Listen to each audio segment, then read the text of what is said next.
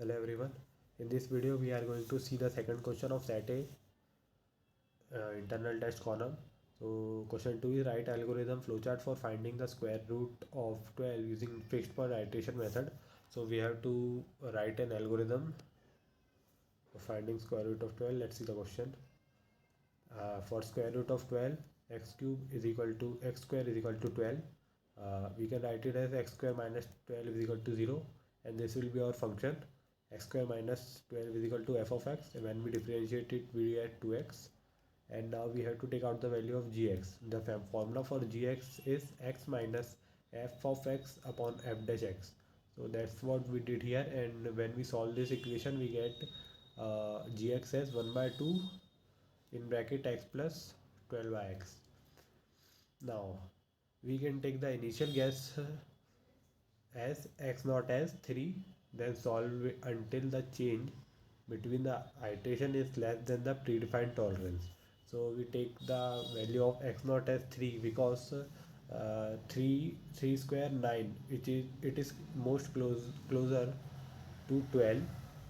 That's why we take x naught as 3 and solve until the change between the iteration is less than predefined tolerance. We will do continue iteration, and when the change in the value of iteration is less than predefined tolerance, we will stop.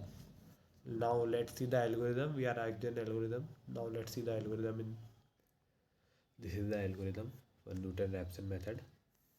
First of all, we just start define function f of x. In our case, function f of x is equal to x square minus 5. Define function gx.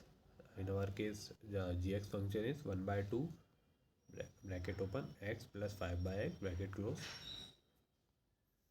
Choose initial guess x naught, tolerable error, and maximum iterations. Okay, now we have chosen x naught as 2. Tolerable error will be entered by the user, and maximum iteration also entered by the user.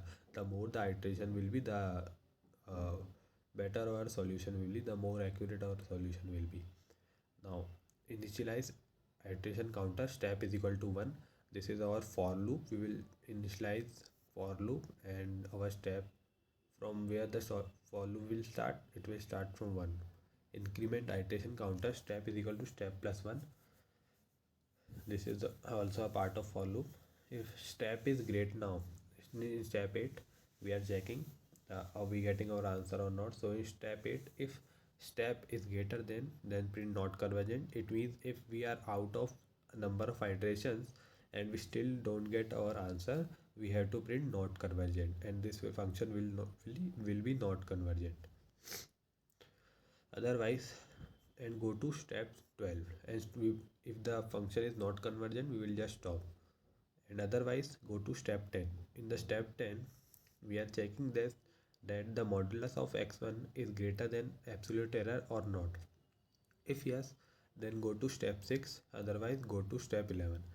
If it is greater than absolute error, then go to step 6, and we will again iterate over the for loop, and we will use the value of x1 this time in the gx function, and we will do it until our modulus of x1 is less than the absolute error, because in this function we are subtracting it from with the x.